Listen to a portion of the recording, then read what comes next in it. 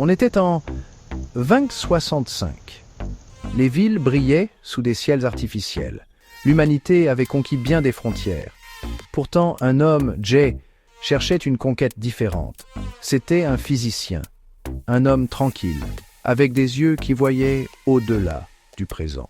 Son esprit luttait avec la trame même de l'existence. Il rêvait de soulever les voiles du temps. Il croyait que c'était possible, pas seulement de voir le passé, mais de le toucher, de mettre le pied dans des jours oubliés ou des futurs encore à naître. C'était sa seule et unique passion dévorante. Son laboratoire était un lieu de chaos organisé. Des fils serpentaient sur le plancher, des écrans scintillaient d'équations complexes. D'étranges appareils bourdonnaient d'une puissance naissante. Pendant des années, Jay avait trimé ici. Il avait investi toute sa vie dans un seul projet audacieux.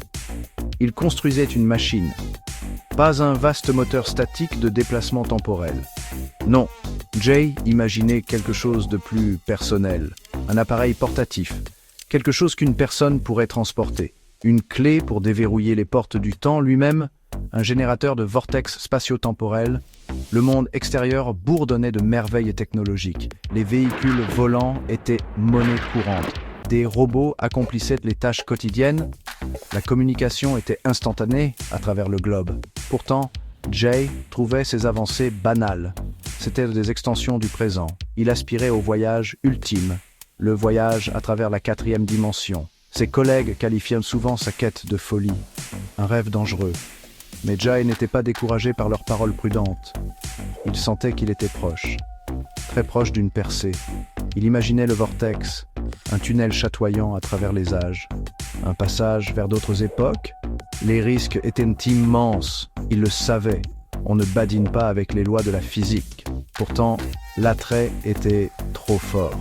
Être témoin de l'histoire de ses propres yeux, comprendre le déroulement des événements. C'était l'entreprise scientifique ultime. Sa machine, petite et complexe, pulsait d'une douce lumière. Elle promettait un voyage au-delà de toute imagination.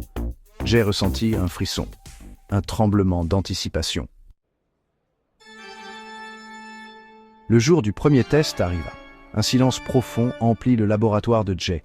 Il l'avait isolé, pas de distraction, pas de regards indiscrets. La machine à vortex portative reposait sur une table renforcée. C'était un cylindre compact, pulsant faiblement. Jay prit une profonde inspiration.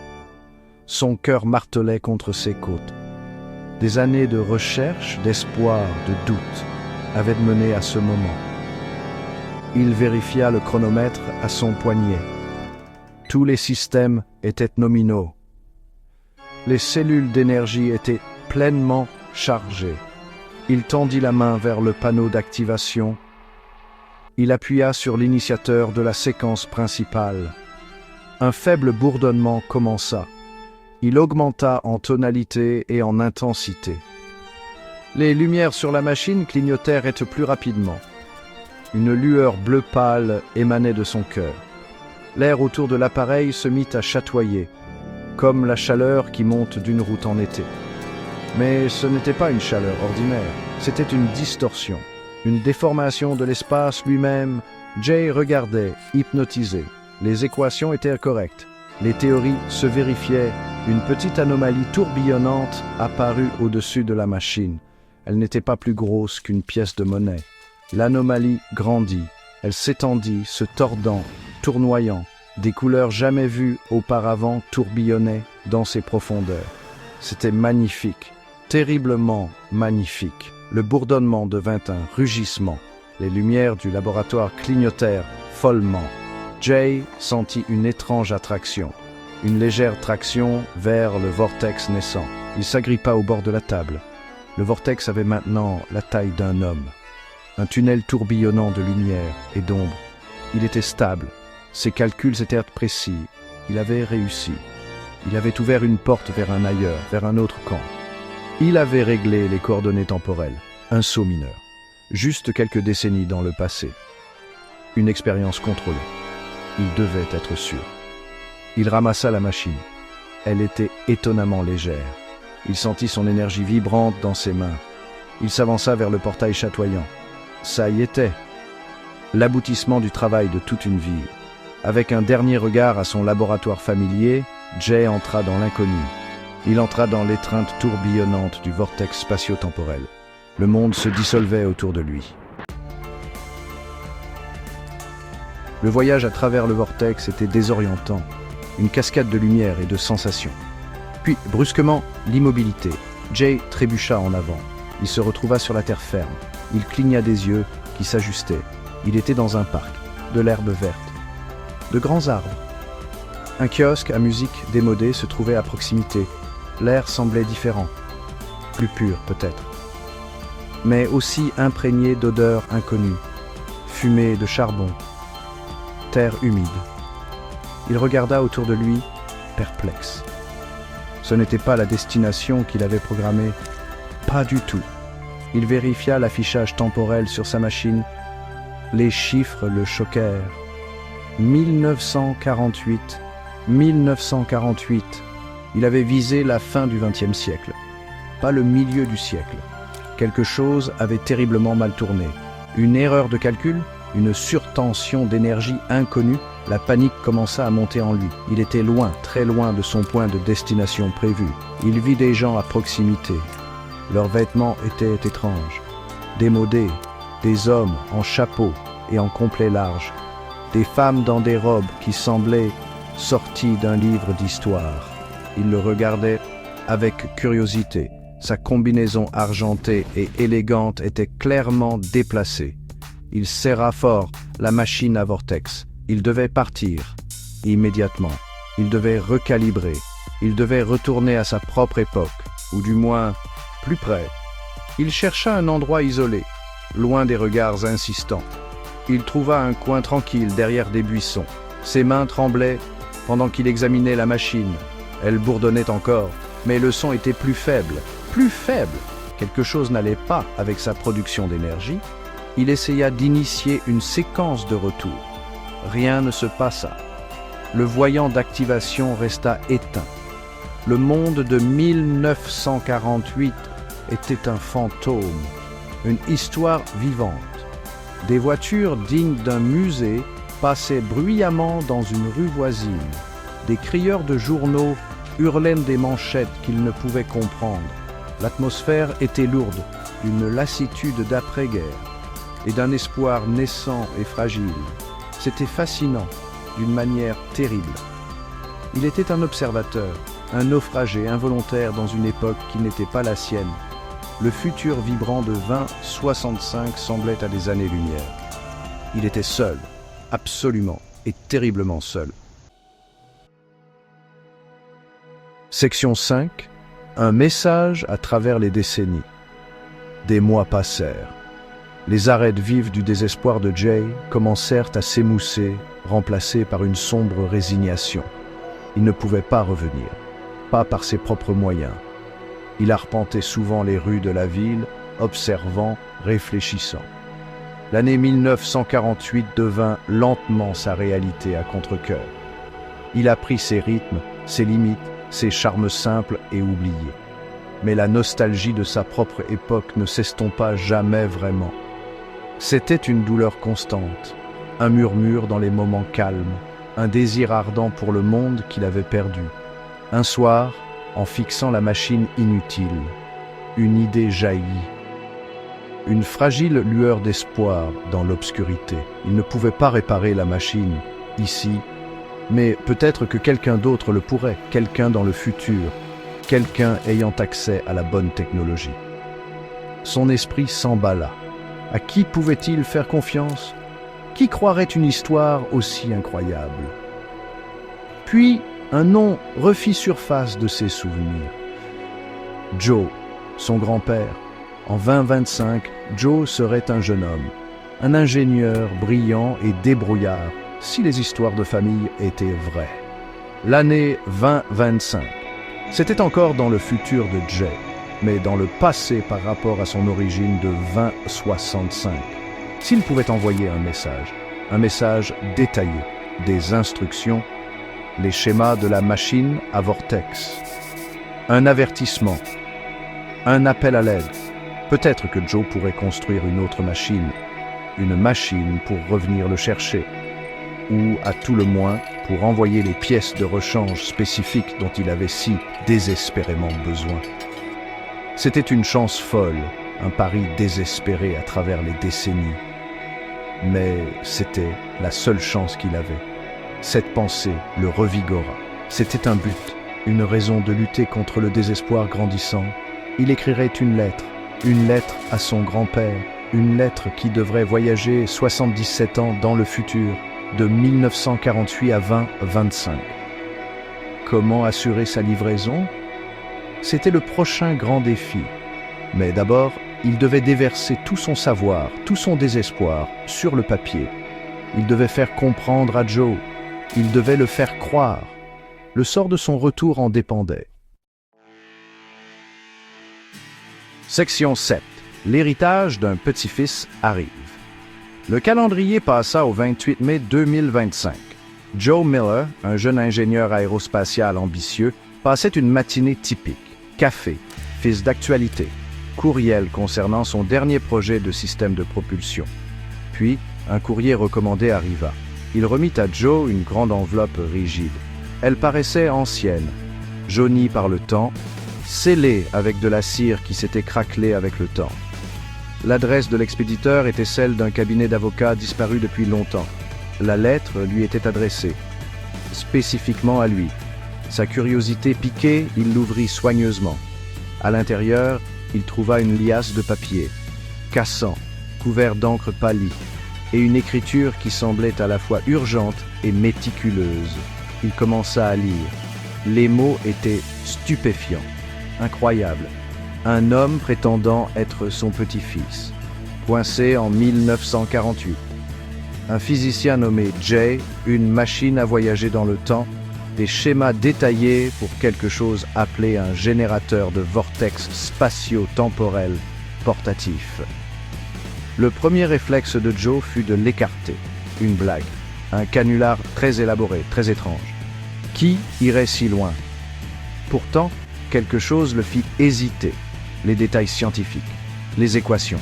Elles étaient avancées, au-delà de la théorie dominante actuelle, mais pas entièrement étrangère. Certains concepts résonnaient avec des idées marginales qu'il avait rencontrées dans ses propres recherches. Le désespoir dans la lettre semblait réel. L'appel à l'aide était palpable. Il étala les diagrammes sur son bureau. Ils étaient complexes, ingénieux et absolument terrifiants, si c'était vrai. Serait-ce possible, voyager dans le temps, un petit-fils qu'il ne rencontrerait pas avant des décennies, coincé dans le passé? Il passa des jours à éplucher la lettre, vérifiant les noms, les dates, des histoires de famille que son propre père lui avait racontées au sujet d'un grand-père qui avait été ingénieur. Tout semblait vaguement concorder. Les détails techniques de la machine à vortex étaient la partie la plus convaincante. C'était le plan de l'impossible. Joe était un homme de science, un homme de logique. Mais il était aussi un homme d'imagination. La lettre était un défi, un mystère, et peut-être un profond devoir familial. Il devait savoir si c'était réel. Les implications l'ont frappé de plein fouet. Si c'était vrai, Jay était dans un danger inimaginable, seul dans un monde qu'il ne connaissait pas, un monde sans sa famille, et sans lui. Joe serra la lettre. Ses jointures blanchirent. Il devait faire quelque chose. Mais quoi? Comment pouvait-on combattre le temps lui-même? La lettre continuait. L'écriture familière et brouillonne de Jay remplissait page après page. Il expliquait comment il avait travaillé sur une unité de déplacement temporel théorique, avec une équipe, bien sûr. Ça devait être un test à petite échelle, des objets seulement, de tout petits objets, mais quelque chose a dérapé, une surtension, une réaction inattendue. Il se retrouva sur la terre ferme. Il cligna des yeux qui s'ajustaient. Il était dans un parc, de l'herbe verte, de grands arbres. Un kiosque à musique démodée se trouvait à proximité. L'air semblait différent. Le monde autour de lui était différent, plus vieux, beaucoup plus vieux. Il a vite réalisé l'horrible vérité. Il était en 1948. Les mots de Jay peignaient un tableau saisissant de sa peur, son incrédulité totale. Il décrivait les vêtements étranges que les gens portaient, les voitures d'époque, les journaux avec leurs manchettes incroyables. Il était une anomalie. Il n'avait pas d'argent de cette époque, pas de papier d'identité, aucun moyen d'expliquer qui il était ou d'où il venait. Il était terrifié. Il écrivait qu'il se cachait, qu'il cherchait de la nourriture, qu'il avait constamment peur d'être découvert. Que lui ferait-il s'il le découvrait, s'il le croyait, même? Son désespoir transpirait à travers l'encre. C'était un appel à l'aide brute, la supplique d'un enfant perdu. Il a mentionné la bibliothèque du coin, comment il y avait passé des jours, faisant semblant de lire de vieux journaux, essayant de comprendre ce monde passé, essayant de trouver un moyen, n'importe lequel. Il était brillant, Jay, il l'avait toujours été. Il connaissait la physique, il connaissait l'ingénierie. Plus que Joe ne l'avait jamais fait, il a commencé à se souvenir des principes de la machine, celle qu'il avait envoyée ici. Il croyait vraiment qu'il pouvait en construire une version de base, un moyen de revenir, ou du moins un moyen d'envoyer un message. Cette lettre était ce message, une fusée de détresse pleine d'espoir envoyée à travers les décennies. La fin de la lettre était presque trop dure à supporter pour Joe. « Grand-papa, tu es le seul à qui je peux penser, le seul qui pourrait comprendre, ou du moins le seul qui pourrait essayer. » Jay racontait comment il avait trouvé une vieille boîte aux lettres oubliées, une qu'il espérait resterait intacte assez longtemps pour que sa lettre fasse son voyage impossible. Il avait inclus quelques croquis rapides, des diagrammes, les principes de base de ce qu'il appelait un inducteur de vortex. C'était un pari risqué, un pari fou, impossible. Mais c'était le seul espoir de Jay. Et maintenant, c'était aussi celui de Joe. Joe étala les pages minces et crépitantes sur son établi, son atelier, son sanctuaire, habituellement rempli de ses propres petites inventions. Des choses inoffensives, des mangeoires à oiseaux avec distributeur automatique de graines, des pantoufles autochauffantes. Rien de tel, rien qui ne puisse déchirer le tissu du temps. Il fixa les dessins de Jay. Ils étaient étonnamment détaillés pour quelqu'un écrivant dans la peur et la précipitation. Des cercles, des fils, des symboles étranges que Joe ne reconnaissait pas, des notes gribouillées dans les marges, réseaux de condensateurs de flux, instables, flux de particules de chronoton, critiques, on aurait dit de la science-fiction. Mais Jay y croyait, et Joe croyait en Jay. Le concept de base, tel que Jay l'expliquait, était de créer un trou de verre focalisé et contenu, un pont temporaire entre deux points de l'espace-temps. Ça a l'air simple, dit comme ça, non? Mais la physique, la physique était ahurissante. Jay listait les composants essentiels, une source d'énergie, bien sûr, quelque chose d'immense, quelque chose que Joe devrait trouver, des bobines émettrices. Pour façonner le vortex, un noyau de déplacement temporel, le cœur de la machine. Jay avait même spécifié certains matériaux, certains rares, certains difficiles à obtenir même en 2025. Alors imaginez pour Jay en 1948. Joe, voyez-vous, il avait passé sa vie à résoudre des problèmes, à construire des choses, à les faire fonctionner. Il ne comprenait peut-être pas toute la mécanique temporelle sophistiquée dont Jay parlait, pas tout de suite, mais il comprenait les machines, il comprenait les circuits, il comprenait l'énergie. Il voyait la logique dans les conceptions de Jay, la logique désespérée et brillante. C'était un squelette, ce plan, un appareil rudimentaire. Jay avait écrit « Ça va être rudimentaire, grand-papa, très rudimentaire, et probablement à sens unique, et très, très dangereux. » Un aller simple, pour Jay, cela signifiait un aller simple vers 2025. Mais pour Joe, cela signifiait un aller simple vers 1948, pour trouver Jay, pour le ramener à la maison. L'idée ne l'effrayait pas autant qu'elle aurait dû. Ce qui l'effrayait davantage, c'était Jay, tout seul. Cette machine, cet inducteur de vortex, c'était plus qu'une machine, c'était une bouée de sauvetage. Un fil fragile reliant un garçon perdu à son seul espoir. Joe sentit une vague de détermination. Il allait la construire, il le devait. Pour Jay, il déchiffrerait ses dessins, il trouverait les pièces, il la ferait fonctionner, il le fallait tout simplement. Les jours se transformèrent en nuit. Joe dormait à peine, il vivait dans son atelier, entouré des notes de Jay et des siennes. Il n'allait pas seulement construire la machine de Jay, oh non, il allait l'améliorer, la rendre plus sûre, plus fiable. Le design de Jay était pour une évasion désespérée. Celui de Joe serait pour une mission de sauvetage et un voyage de retour. C'était ça la clé, ramener Jay. Il a commencé à voir des façons d'affiner les schémas, petites modifications, grandes améliorations, un but. Il avait un but. D'abord, la source d'énergie. Jay avait suggéré quelque chose d'instable, quelque chose de difficile. Joe pensa, non, on peut faire mieux. Il connaissait de nouvelles cellules d'énergie compactes, des prototypes en fait. Mais il avait des contacts, de vieux amis dans des laboratoires de recherche. Il a tiré quelques ficelles, fait jouer quelques anciennes faveurs. Il a obtenu une cellule d'énergie, petite, puissante et beaucoup plus stable. C'était un grand soulagement, un très grand soulagement en effet. Ensuite, le ciblage.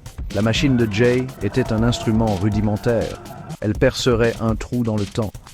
Mais où exactement en 1948 cela mènerait-il? Et comment reviendrait-il à l'endroit exact en 2025? Joe a décidé qu'il fallait un composant de géotéléporteur.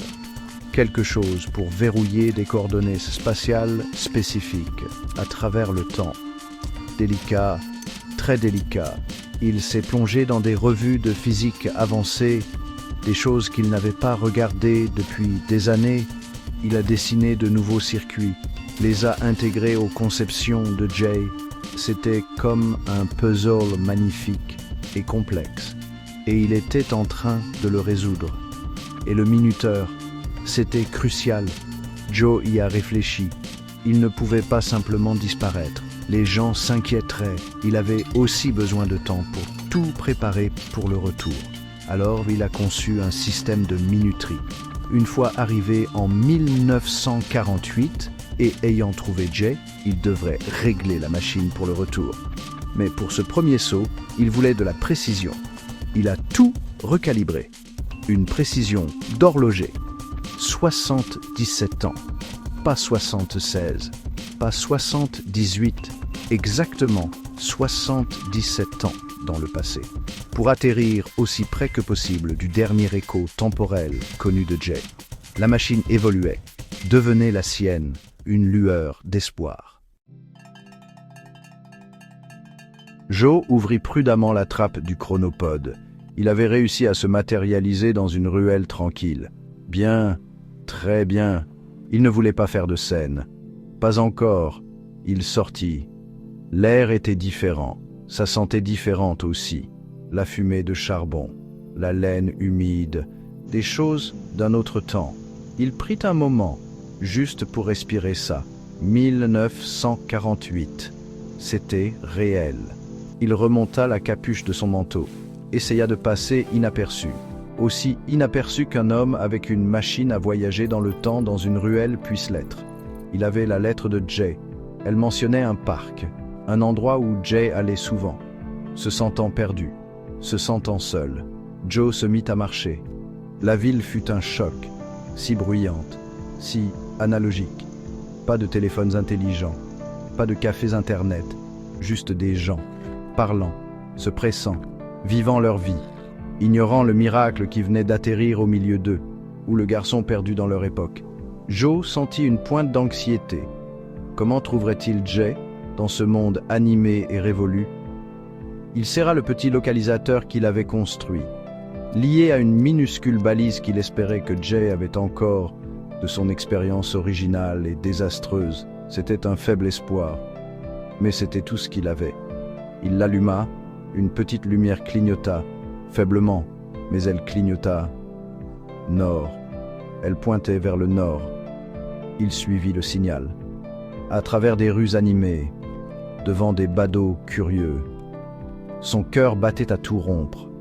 Le signal devint plus fort, le menant vers un grand parc verdoyant, des arbres, des bancs, des enfants qui jouaient. Et là, assis sur un banc, la tête entre les mains, une silhouette familière. C'était Jay. Jay, appela Joe, sa voix chargée d'émotion. La silhouette leva la tête, les yeux écarquillés, incrédule. Puis la reconnaissance se fit. « Grand-papa » murmura Jay. Il se releva précipitamment et courut. Les larmes coulaient à flots, les mots se bousculaient. Soulagement, joie, incrédulité. « Grand-papa, tu es venu ? Comment as-tu… » balbutia Jay, regardant Joe comme s'il était un fantôme. « Bien sûr que je suis venu, dit-il. Je viendrai toujours. » Il montra à Jay le chronopode caché parmi les buissons envahissants. Les yeux de Jay s'écarquillèrent encore plus. « Tu l'as construit et amélioré !» s'exclama-t-il, une étincelle de son ancien enthousiasme revenant. La peur dans ses yeux diminua, remplacée par l'admiration et par l'espoir. Ils ne perdirent pas de temps. De retour à l'intérieur du chronopode, Joe montra à Jay les commandes. La séquence de retour. Destination 2025. La maison. Jay regarda autour de lui l'intérieur compact, son esprit d'ingénieur absorbant déjà tout. C'est incroyable, grand-papa. Le géolocalisateur, le noyau d'énergie stabilisé. Il était surexcité. Malgré tout, Joe sourit. Prêt ? demanda-t-il. Jay hocha la tête. Un large sourire plein d'espoir sur son visage. Plus que prêt. Joe lança la vérification avant le vol, tous les systèmes au vert. Il enclencha le moteur temporel. Ce bourdonnement familier commença. Les vibrations. « C'est parti !» cria Joe par-dessus le bruit grandissant. Mais quelque chose semblait différent cette fois. Le bourdonnement était dissonant. Les vibrations plus violentes, plus erratiques.